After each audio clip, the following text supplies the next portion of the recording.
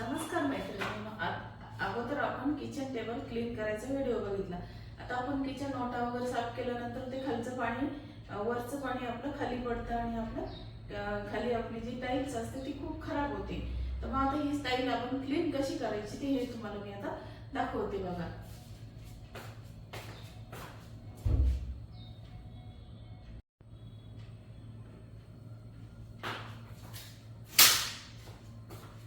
नमस्कार मैत्रिणींनो, आता आपण बघूया की आता आपलं किचन ओट्याचा आपण व्हिडिओ बनवलेला आहे. आता किचन ओटा क्लीन केल्यानंतर आता आपण जेव्हा भांडे घासतो, आपण किचन ओटा क्लीन करतो त्यावेळेस खाली आपलं पाणी पडतं आणि आपली ही टाईल्स सुद्धा खराब होते. मग अगोदर किचन ओटा क्लीन करून घ्यायचा आणि नंतर आपण टाईल्स साफ पुसून घ्यायच्या. तर आता तुम्हाला दाखवते. आता भरपूर जणींना हा मणक्याचा आजार असतो. मणक्याचा आजार असल्यामुळे ते कोणत्याही प्रकारचं काम करू शकत नाही. तर मग अशा वेळेस काय करायचं मी तुम्हाला दाखवते कशा पद्धतीने आपण झाडू मारायचं. आता मला मणक्याचा आजार आहे, पण मग आपली जेव्हा कामावाली बाई येईल त्याच्यानंतर आपलं घर क्लीन होईल याच्यावर आपण डिपेंड राहायचं नाही. तर मग मी तुम्हाला दाखवते कशा पद्धतीने आपण घर झाडू शकतो आणि पुसू शकतो. अगदी 2 मिनिटांमध्ये आपलं घर कसं क्लीन होईल आणि आपल्याला बिलकुलही जोर द्यावा लागणार नाही. अशा पद्धतीने आपण आपलं किचन क्लीन करू शकतो. तर तुम्हाला आता मी दाखवते. आता तुम्हाला मी पहिल्यांदा झाडू मारून दाखवते की कशा पद्धतीने ज्यांना आजार आहे ते सुद्धा अशा पद्धतीने आपले कामं करू शकतात आणि दुसऱ्यावर अवलंबून राहत नाही. ते स्वतःची कामं स्वतः करू शकतात. आता तुम्हाला दाखवते मी झाडू कशा पद्धतीने मारायचं ते बघा. आता हा झाडू घेताना नेहमी असा उंच झाडू घ्यायचा, असा जो लांबीला जास्त असेल आणि मग अशा पद्धतीने न वाकता, आता भरपूर जणींना वाकून झाडू मारायची सवय असते, तर न वाकता आपण आता बघा अशा पद्धतीने आपण एकदम ताट उभं राहायचं आणि घरामध्ये आपण झाडू मारायचं आणि ताट उभं राहूनही आपलं केर अगदी साफ असा घर होतं बघा. बिलकुलही मला मी आता पूर्ण घराचं झाडू मारून दाखवते अगदी 1 सेकंदामध्ये आणि उभं राहून सुद्धा आपल्याला व्यवस्थित असं काम करता येतं बघा.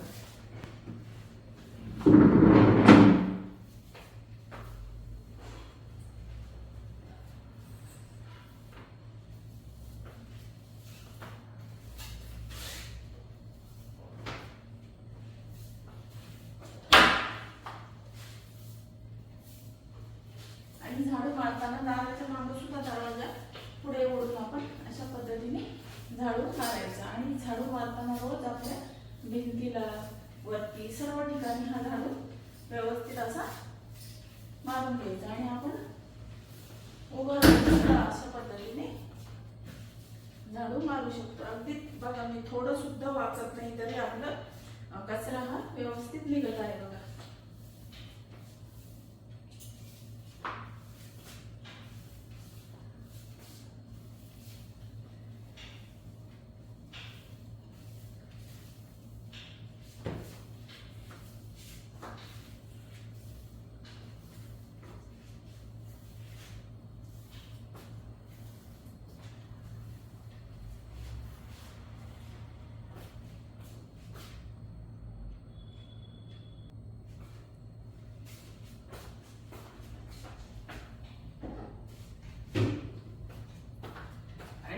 बघा आता आपला झाडू मारून झालेला आहे. तर आता आपण ही मॉपनी फरशी अगदी क्लीन कशी करायची तुम्हाला दाखवते आणि ह्याच्यामध्ये मी काय वापरणार आहे हे तुम्हाला मी आता दाखवते. आता बघा आपण जे हार्पिक वापरतो वॉशरूम क्लीन करण्यासाठी, हे आपल्याला फक्त ह्याच्यामध्ये थोडंसं अगदी थोडंसं टाकायचं, जास्त पण टाकायचं नाही.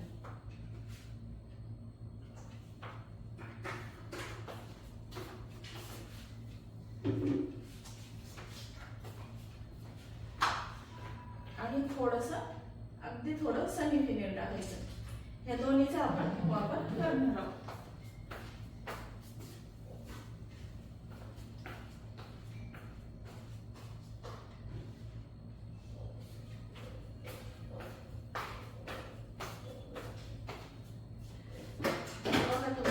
अगदी 1 सेकंदामध्ये आपली टाईल्स स्वच्छ होईल.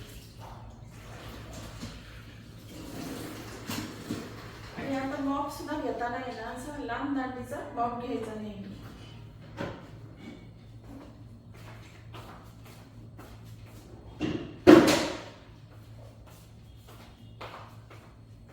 अशा पद्धतीने आपण आता मी दाखवते.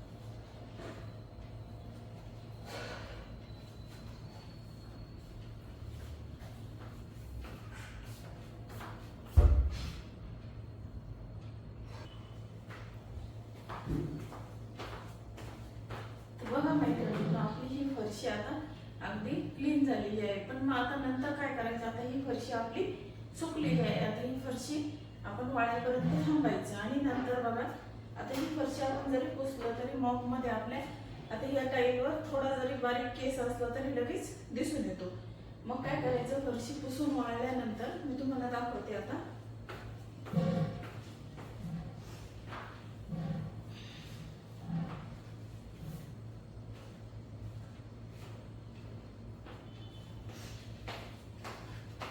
बघा अशा पद्धतीचे लालाचे झाडू येतात बघा. आणि याच्यामध्ये असा हाईटला जास्त सुद्धा झाडू मिळतो. हा मी ऑनलाईन घेतलेला आहे. आता तुम्हाला जर कमी करायचं असेल तर ही दांडी आपण आतमध्ये सुद्धा प्रेस करून टाकू शकतो आणि उंची वाढवायची तर याची उंची एवढी वाढते.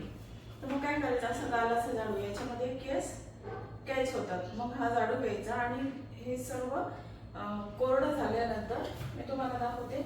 असे मॉप मध्ये भरपूर केस आपल्या कितीही क्लीन केला तरी ते केस मॉप मधून फरशीला चिकटतात बघा. असे हे बारीक बारीक केस आपले राहतात. नंतर पुसल्यानंतर हा झाडू फक्त पुसल्यानंतरच वापरायला ठेवायचा की जेणेकरून सर्व केस आपले त्याला चिटकून येतात बघा. हा बघा किती केस याला चिटकून येतात मॉपला. मग आपलं पुसून झाल्यानंतर आपण हे झाडूनी पुन्हा एकदा याच्यातले जे बारीक बारीक केस असतात फरशीला लागलेले तर ते आपण हे झाडूनी काढून घ्यायचे बघा.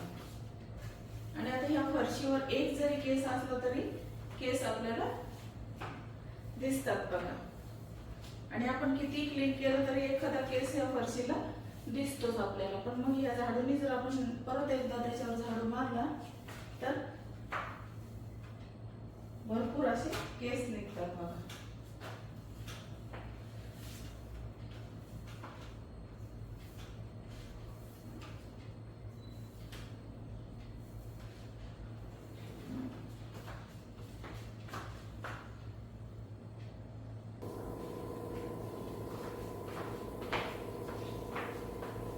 बघा मैत्रिणींना, तुम्हाला हा व्हिडिओ कसा वाटला?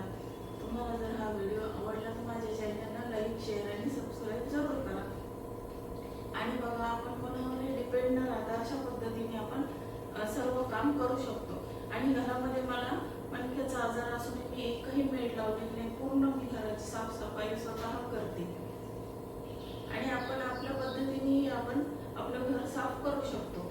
आणि आता मेड जर लावली तर ती जेव्हा येईल त्यानंतर आपलं काम होईल याच्यावर डिपेंड राहण्यापेक्षा आपण आपलं काम स्वतः करू शकतो. आणि आपल्याला जर जो त्रास असेल तर त्याचा आपणच उपाय शोधायचा आणि काम करायचं. तर बघा मैत्रिणींना, तुम्हाला गृहिणींना मी सल्ला देत आहे की आपण कामवालीवर तुम्ही डिपेंड राहू नका. स्वतःचं काम स्वतः करा, स्वतःचं काम स्वतः करा. आणि फारच जर होत नसेल तर आपण मेड लावतो. आता मेड ही गरजेची आहे. बरेच काही जॉब करणारे स्त्री असतात त्यांच्यासाठी मेड ही फार गरजेची असते. पण मग आपण जर हाऊसवाईफ असू तर आपलं काम आपण स्वतः करण्याचा प्रयत्न करायचा.